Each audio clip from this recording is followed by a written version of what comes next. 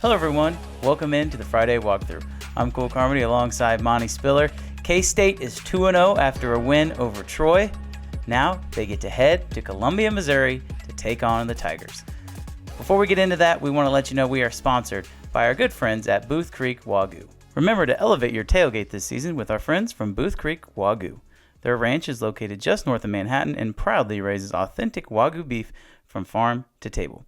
Visit their retail locations in Manhattan and Overland Park or online at boothcreekwagyu.com. Well, Monty, a big-time win for K-State over Troy. A lot of people thought this game was going to be close, but they needed to get the win. They got it done. Now they head to Missouri. But, man, looking back on that game, it was a pretty fun one. You know, it was a game that I wasn't concerned about us winning or losing. I felt like we were going to win no matter what. And like you said, I thought it would be a closer game going into the fourth quarter, but the Cats got it together, got it rolling. But I know that game was a good test for us. You know, you don't want to play a not as competitive team going into a game like Missouri the following week. You want to be tested. You want to be able to see what adjustments need to be made and how to get better. And I felt like even though we won handily, Troy still made us adjust and kind of showed us what we need to get better on before we move forward. So it was a good game. It was a good game. And before we get going, make sure you leave a like on this video and drop a comment. Who is going to be the MVP for this week for K-State against Missouri? I will say, we did have close to a winner on the score predictions in the YouTube comments. Seth DeRusso guessed 42-14. The final was 42-13. It's impressive. Seth, thanks for watching. We appreciate your support. Congratulations. You don't have a prize. You just get a shout out. Attaboy, shit. Great game. Offensively, K-State put up a lot of numbers, but it wasn't always easy. The first half, there was some struggles. But, man, once they got rolling, especially in that second half, they were really sharp. Yeah, they did a really good job. We started slow.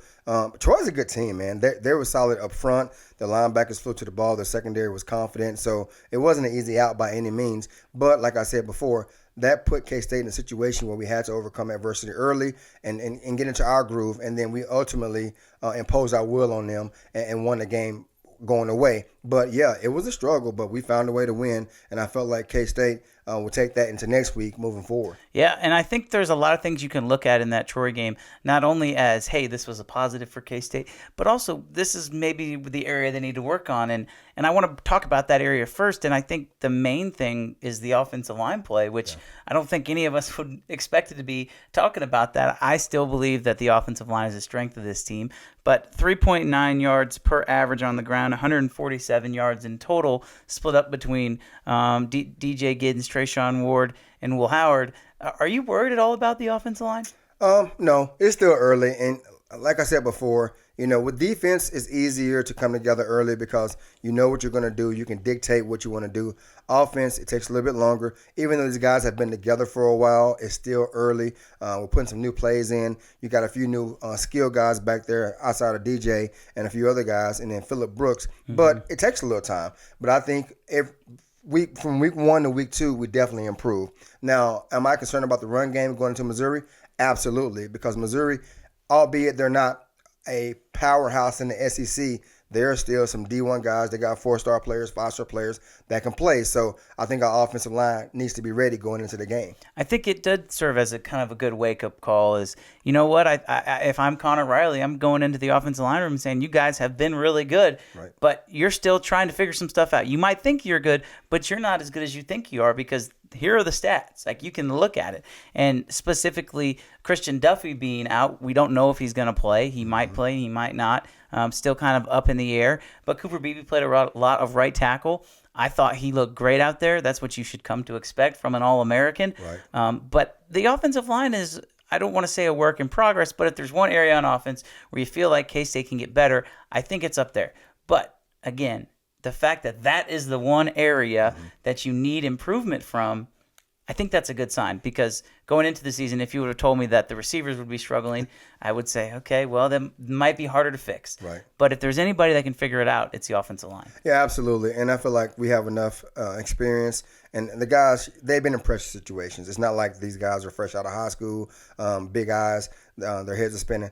Not the case. And one thing I did notice about the last 2 games, that's not like us. We had penalties. And not necessarily holding penalties, but false starts or something like that. And I think that's just lack of focus. But I truly believe that Coach Kleiman and Coach Riley will have those boys ready next week. I mean, Saturday, getting ready for the game against Missouri.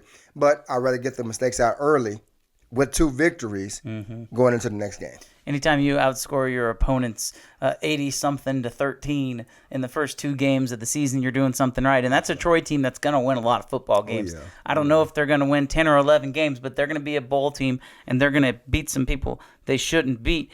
Specifically looking at the skill position guys, I brought it up a little bit. Phillip Brooks, a great day. 2 touchdowns, 94 yards receiving. That Will Howard and Phillip Brooks connection is extremely underrated. He had a big game against Mizzou last year, so we'll talk about that a little bit in the second half. But Phillip Brooks is just so steady. They call him Uncle Phil. Yeah. He is the old guy in that wide receiver room. But every week, you just know what you're going to get out of him. Yeah, he kind of had a coming out party. And I know it sounds kind of strange to say because the last couple of years he's been a consistent mainstay, but he's always been overshadowed by Malik Knowles, Deuce Vaughn, other guys that play receiver for us. He's always been overshadowed by those guys. He's been constant. He's been the third choice a lot of times. But last week, it was his time to shine, and he didn't disappoint. Yeah, and that play right before halftime, Will Howard finds Phillip Brooks, and he scores a touchdown. It's 21-10 at halftime. I mean, it could have very easily been 14-10. Troy gets the ball, they go down and score, and you're in oh crap mode. Yeah. And thankfully for K-State, Will Howard did have that connection with Phillip Brooks. I would think on that play in particular, something that shouldn't be overlooked was Jaden Jackson's block to seal it and score a touchdown. Jaden Jackson has been, I think, one of the biggest surprises for this team.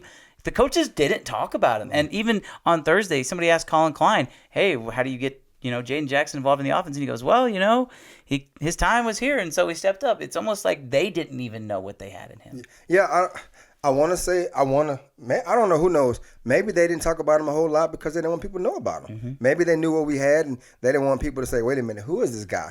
They knew about certain players. They knew about Brooks. They knew about Sennett. And maybe they didn't want people to know who is the Jaden Jackson guy. Too late now, people know. And, he kind of pops off the screen if you watch film, and the fact that he's wearing number 0, it adds a little more attention to him because I love that number, by the way. It's pretty cool. They didn't have it when I was playing, but I love it now. But he's special, man. He's special. He's fun to watch. You have 5 legitimate targets on that offense. If you want to throw in the running back, 6, because I think both of those guys can catch the ball out of the backfield.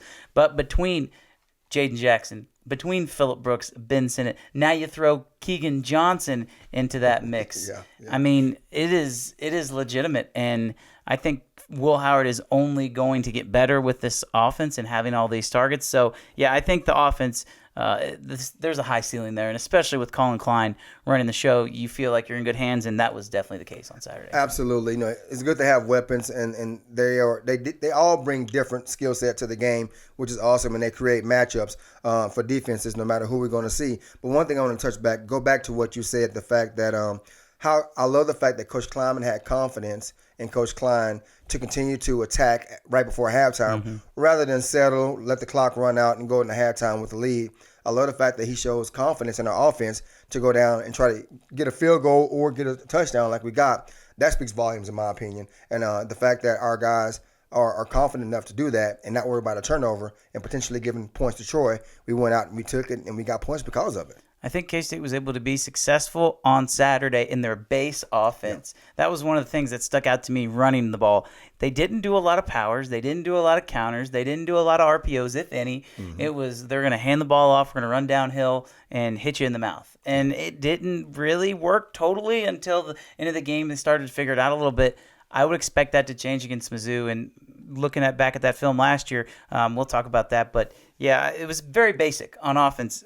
On defense, flipping to the other side of the ball, I thought they were exceptional. Yeah, defense was flying around. I'll tell you what, before we started the show, we were talking about a few guys, and Khalid Duke, I just get a big old smile on my face. And it's one of those things where I know last year Felix had a day against Missouri, and I'm thinking about that too. I'm like, if he stays healthy, next week he should have a day against Missouri. But he kind of got his due as well. He was injured last year, and they moved him around, but he's back where he belongs, and he made plays. And he's just playing with so much confidence right now. You know, the thing that made Felix so special, I think, was his strength. Like, he was super, super fast, but he was stronger than a lot of the guys he went up against. Khalid Duke has the speed and has the strength. He has the length, which is one thing that Felix maybe didn't have. Right. Khalid Duke is a legitimate next-level pass rusher. He will play on Sundays. I don't know if he'll get drafted or not, but he has some business to take care of with K-State first. I thought the pass rush, they had 4 sacks. Right. Another guy at the end of the game who got his first career sack, Tobias Nsami. I mean, just a freak athlete. Lines up at linebacker, comes out on a blitz, forces a fumble. K-State falls on it. That seals the game. The pass rush was great, but because the pass rush was so great, the secondary was also great. They were flying to the ball. I tell you what, they didn't allow the quarterback to get comfortable. And once he did get rid of the ball, we were breaking on it. And if they did catch the ball, we got there with bad intentions. It wasn't one of those things where we made a tackle and next play, they knew that, hey, if I'm catching this ball, I'm about to get hit. And I think our secondary as a whole sent that message. Our corners played well the whole game. They continued to press. There was no panic when the ball did go deep. It was an all-out team defensive effort, and it showed. And going back to defense, coming into the game, we knew Troy had a good running game. And I'm not going to say they shut them down, but they definitely contained them. I'll say they shut him down. You won't say it, but I will say it. 70 yards rushing, 46 of it came on one play. Yeah. So that's impressive. That is impressive. That's impressive. And some of that has to do with sack yardage. The running back had more total yards than the team rushing. So that just tells you how many havoc plays. Kleinerman likes to talk about havoc plays, causing havoc in the backfield. But to give up 70 yards rushing on the day is, I mean, that's really impressive. And one thing Missouri struggles with is running the football a little bit. I think K-State's going to have a serious advantage on that side of the ball when it comes to the run game. But, yeah, I thought the defense was outstanding. The linebacker play, Austin Moore. This is a guy who I don't think we talk about enough. I mean, he is going to go down as one of the better linebackers to play at K-State. And in 10 years, people are going to be like, oh, yeah, I remember Austin Moore. But they're not going to remember the kind of impact he's made because he's just an unassuming talent, and he just is incredible to watch. He's solid. He's consistent, and he's just another guy, a long line of walk-ons that worked their way. They didn't feel sorry for themselves, and they continue to compete. And the coaches, hey, we got a player on our hand. We're gonna get him a scholarship, and now he's a leader, and he consistently makes plays. And when you're in there, short yard downs, I see him in there. I'm not worried. I know he's going to make plays. He's so fast. He is. If you go back to the 4th down play, I believe it was early in the game, Javon Banks, Mississippi State transfer, comes in at nose guard. He blows up the play, takes up 2 blockers, and Austin Moore just runs across the face of a tight end who's trying to block him. If you're an offensive coordinator, why are you trying to have a tight end block Austin Moore? I don't get that. But he just flies by him, tackles him for a loss. K-State gets the ball, they turn it over on downs. That was a big play in the game, but between Daniel Green and Austin Moore, I mean, those 2 guys had great games, and K-State's going to need them along with everybody else on that defense if they want to win on Saturday. I agree, and the good thing about it, K-State once again did a great job of rotating players. You had a lot of guys come in on situational downs and made plays when they had to, so there was no panic. It was quality downs. It wasn't waste downs. It wasn't mop-up duty. They came in when the game was still on the line, and they have good experience. I would say this year's team is probably deeper at every position that I've seen in the last 4 or 5 years. And it's quality depth, and it's young depth, and it's healthy depth. So I think that's going to play a role moving forward, especially going into Saturday's game. Agreed. Well, we will talk about Saturday's game against the Missouri Tigers when we come back after this short break. Don't forget, we're sponsored by Booth Creek Wagyu. We'll see you on the other side. Welcome back in here to the Friday Walkthrough. Cole Carmody alongside Monte Spiller. We are sponsored by Booth Creek Wagyu. Stop into their retail shops, Manhattan and Overland Park. Get you some beef. The beef will be headed to Columbia on Saturday. You're going to Columbia. I'm going to Columbia. The Go Power Cat staff will be there. There's going to be a lot of purple in attendance. Yeah, no doubt. It's fun because on social media, personal and national ones, a lot of people that are K-State fans are asking questions like, where's the pre-games at? Where's K-State's section at? What are you wearing? People are excited. And, it's one of those things for me as a former player, I was fortunate enough to play Missouri in the Big 8 and the Big 12. I'm kind of dating myself, but and never lost to them. There you go. That's even better. But it's exciting, and whenever you can play an old conference, I wouldn't say rival, but sure, rival, it's always good because they left to go to the SEC, and I'm not knocking them, to each their own, and they felt like it was, greener on the other side, but I'm glad we're still where we're at and doing really well, former Big 12, not last year's Big 12 champions, but it's exciting to play a Missouri, and I'm pumped. It's gonna be a great game. Don't forget, leave a comment in the YouTube section right now. Put it on pause. Go down. Type your comment.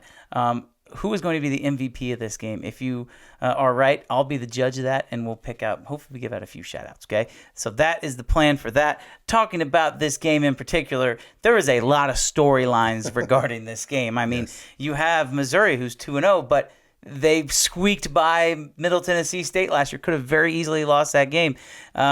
K-State coming off of 2 dominant wins. K-State's program trending up. Missouri, their recruiting's trending up, but 6-7 last year with a bowl game loss. If Missouri loses this game, is Eli Drinkwitz on the hot seat? No, not at this point, because lucky for him, it's early enough in the season he could win a few SEC games and kind of save them for a year. But I will say if he does lose, there will be some more questions brought up and think about, you're a great recruiter, but those 4 and 5 stars aren't translating to wins. Mm-hmm. What's going on? So I'm not going to say he's going to be on the hot seat, but it could get uncomfortable. It could. Last year's game was 40-12. Folks might remember it was rainy. There was a delay. Mm-hmm. I think everybody's kind of come to the agreement that K-State won that game because they dominated up front. If you go back to that game, last year K-State had 235 yards rushing. Now, Will Howard had not taken over as quarterback. It was still Adrian Martinez. But still, they found a way to put up 40 points against Mizzou. It's going to be nice weather. Yeah. The projected to be 70 degrees outside. So Missouri fans, K-State fans, don't bring your ponchos. You hopefully won't have to deal with that. But let's dig into this Missouri team a little bit. I want to talk about their offense because they're led at quarterback by Brady Cook. K-State fans saw him last year. He's a mobile guy. Yeah. He's not going to win you very many games. He won't necessarily lose you any games, but he's just kind of there. I hate saying that, but I feel like that's the best way to describe Brady Cook is he's just there. Yeah, he's one of those guys where if he's hot, he could hurt you. Mm-hmm. It's one of those, but you can't allow him to get hot. And I feel like he plays off momentum. Mm-hmm. He's one of those guys where he's mobile, and if the pocket breaks down and he needs to make a scramble play or make a play off a broken play, he can do that. But if you are putting constant pressure on him, I think he'll quit early. And I think he's one of those guys where the situation has to be perfect for him to be able to produce high numbers and a lot of yards against any team. Well, and when you look at that offensive line for Missouri, they have struggled, and there's no secret to that. They only had 2.4 yards per rush last week against Middle Tennessee State.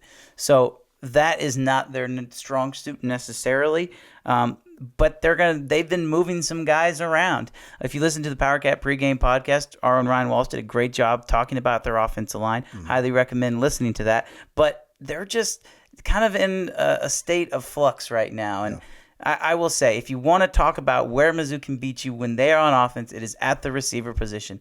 Luther Burden, a guy who we talked about last year, the 5-star true freshman a year ago, is now a sophomore. He leads the team, and it's not even close. 34 completions for Mizzou on the season. Mm-hmm. Luther Burden has 15 catches. Yeah.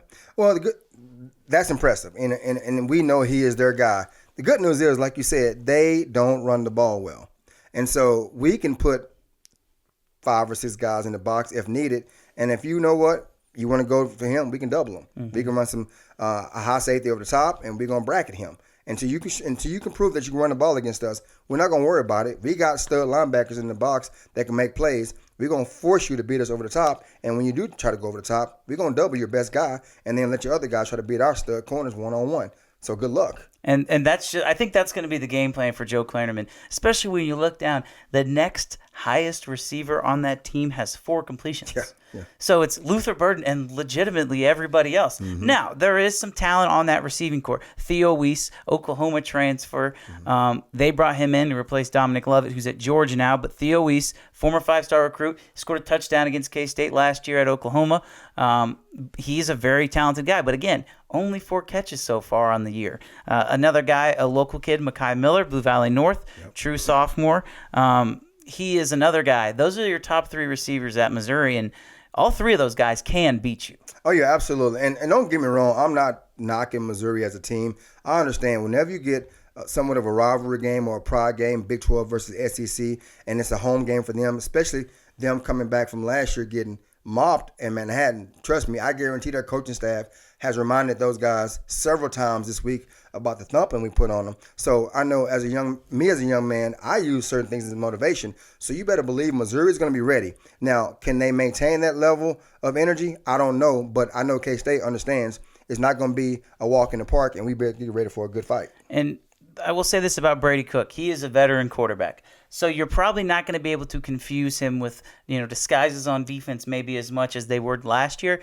But they're going to bring the house. Oh, yeah. If there's one thing we know about Joe Klanderman, it's he likes to blitz. And when you have an offensive line that's reeling, when they're on the ropes, Joe Klanderman can feel that. Yeah. It would not shock me for K-State if they blitz on 60% of the snaps, because I truly believe their goal is to make Brady Cook beat them. Yeah, and they will put pressure on them, make them uncomfortable. And if I'm Coach Klanderman, I would too. I would blitz a high percentage of the time, and because I know I have 2 studs back deep at safety. I call them S square, Siegel and Savage. There we go, S squared. So when you got two dudes back there that are ball hawks, but that will hit you in the mouth also, the quarterback needs to get the ball out fast. So if I'm a receiver, I'm thinking I got to make a business decision. Do I want to go across the middle and try to make this play knowing this guy is coming for me or this guy is coming for me? And I think Coach Klanderman understands that, and he knows what he can do with that.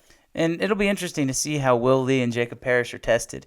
This is the first test. They had a really good test last week with Troy. Right. I mean, those receivers, some of those catches they made were just ridiculously one hand, incredible. Man, that was it's crazy. Amazing. And so they have been ready. I think they've kind of worked themselves up from, SEMO to then you take a step up to Troy, and now you're ready to play with the big dogs. I think it's great progression. It'll be interesting to see how they fare, but again, I think if Missouri wants to have success, it's going to be because the quarterback has success. If the quarterback doesn't have success, Missouri could be in for a long day. Yeah, I agree, and I feel like Coach Klanderman will also implement Desmond Purnell, and because he's a tweener guy. I know he was a safety coming out of Topeka Hayden, and now he's a linebacker. But I can see Coach Klanderman using him as a spy, bringing him in on third down situation to say, hey, you watch the quarterback. If he leaves the pocket, you go get him. And he's fast. I mean, people forget that Desmond Purnell, he can run. He was a safety, right? That's that safety background. So, yeah, K-State has the personnel to defend this Missouri offense. The Missouri offense that admittedly doesn't have as many big plays. I know Missouri fans are a little frustrated with their quarterback not able to throw the deep ball. Right. K-State will give up the intermediate routes all day because they are extremely good on the opposing side of the 50 at limiting first downs and limiting touchdowns in the red zone. They don't want the opponent to get there, but when they do get there, they're very comfortable playing. So I think if K-State wants to have success, if they want to win this game, it's going to be on the backs of the defense. Flipping it over to the offensive side, Missouri has been very okay on defense. Offense is their calling card. That is where they have the skill position players. On the defensive side, Tyrone Hopper, defensive end, who is one of the best pass rushers in the SEC conference. He is one of those guys that just feels like he might be able to make a play against K-State. So we'll see how that goes, but that is one guy to watch. The Florida transfer. How does K-State guard him? That is the main question. I think we'll bring it back. We'll have fullback, H-back. We'll put sitting in the backfield. If you feel like if it's a third down, long situation, we'll have extra protection, and we're not going to allow him to get to Will and disrupt us in the backfield. Or we do play action, slow him down a little bit. We might run at him, run speed option. We might read him. If we know he's on the right, he's their guy, we're going to read him. Based off what he does, we'll do the opposite. And so I feel like Coach Klein, will have a game plan for that because he is their guy, and we know that too. So I'm not overly concerned because we've seen quality DNs from SEMO and from Troy. So it's not like we haven't seen dudes on the other side of the ball, but I think we'll be ready for that. Their leading tackler is a defensive lineman, Darius Robinson. You don't see that very often for a defensive lineman to be the leading tackler. To me, what that says is the linebackers have probably not been as good as Missouri would have hoped. if you have a defensive lineman leading the team in tackles, that's usually because teams get through the first line of defense, and you're just there either A, as a chase down, or B, maybe you do make a good play, but usually it's the linebacker. So that's interesting. Joseph Charleston, a safety, it's another guy to keep an eye on. But again, I just see this K-State offense putting up massive numbers against Missouri. Honestly, I feel like Missouri knows they can't score with us. And I feel like they're going to try to slow the game down. And then that's just my opinion. I know they have good passing weapons, but I feel like they're going to try to slow the game down. But on the flip side, I think K-State is going to come out. And like you said, our O-line, they weren't bad, but they weren't great. And I feel like our O-line was going to come out, and we want to run the ball. And I think we're going to come out sometime in two backs, and you're going to see a formation that you haven't seen. You know, it's going to go back to the Coach Demo days when Winston was playing as well, and come back with two fullbacks and a running back in the backfield, and we're going to impose our will. I think we're going to show Missouri that we are a powerful Big 12 team that can run the ball. We're going to break them, and then at that point, go deep on them. That's what happened last year. K-State, 235 yards rushing. We mentioned it earlier in the show. But, man, I watched that film last year, and you look at the power and the counters and the guards pulling, the tackles pulling, the center getting involved. I mean, K-State was pulling their offensive linemen like crazy. And if you go back and watch those highlights, Adrian Martinez's touchdown run, Cooper Beebe and Hayden Gillum both plant their defenders in the turf. This is going to be a personal game. And it wouldn't shock me if K-State, if that offensive line, they hear everything that we talk about. Players can say they don't listen, they don't see things. Everybody's on social media. They understand. They're going to come out with a chip on their shoulder, and it wouldn't shock me if K-State runs for 230 yards again. I'm with you, and I'm hoping that's what happens. I honestly, as a fan of power football for a long time, and I love when they sling it around, but there's something about a team going into another team's place and running the ball down their throats and imposing their will and basically saying, we're better than you, you can't stop us. That's a great feeling. It's a mentality thing. It is. I feel, and I know K-State has that mentality. We've seen it time in and time out. Will Missouri be able to respond? What happens if K-State gets the ball first, they go down on a 6-minute drive and rush for 70 yards and score a touchdown? I don't know how Missouri will react. Right? That'll be something to watch. But I do know this, that Eli Drinkwitz is in for a fight because Chris Kleiman remembers what happened at the end of the year. They asked him in the press conference on Tuesday, have you thought about the ending of the game? And Chris Kleiman was like, what are you talking about? Oh, yeah, no, I don't believe that for a second. He remembers that. He called timeout with 0 seconds left on the clock to score a touchdown. There's a little bit extra in this game. It is, and I'm glad that Coach Kleiman keeps it in-house. He's not one of those guys that's going to go in the media to give another team fire, but I can guarantee I'm not going to reach out to any of the players, but I know there's some motivation. You know, even though we're favored, there's motivation because we are K-State and they are Missouri, and it's Big 12 versus SEC, and it's one of those things where I feel like K-State understands that, the seniors on the team understand that, and the guys who played in the game last year understands that because we want to be top dog no matter what. And it's funny you say that because I have friends that are KU fans, and they've reached out to me. And they don't like K-State, but they hate Missouri. And they're like, this is one time I'm going to say go K-State because it's Missouri. So I can honestly say the whole state of Kansas is behind us come Saturday. I agree with that statement. So I agree. The line for this game you mentioned is 4.5. My thinking on this is if you've watched either team, this line makes no sense whatsoever. I'm not going to tell you what to do with your money, but if you are a gambler, I would definitely take K-State. We put our weekly betting article up on the website. I think K-State's going to have a great opportunity to win this game as we get into our predictions. I asked the fans to leave their comment for MVP. So before we get to the scores, who is going to be the MVP of this game? You know, it's easy to go with the quarterback, but I think DJ Gittin. I think he's going to have a heck of a game.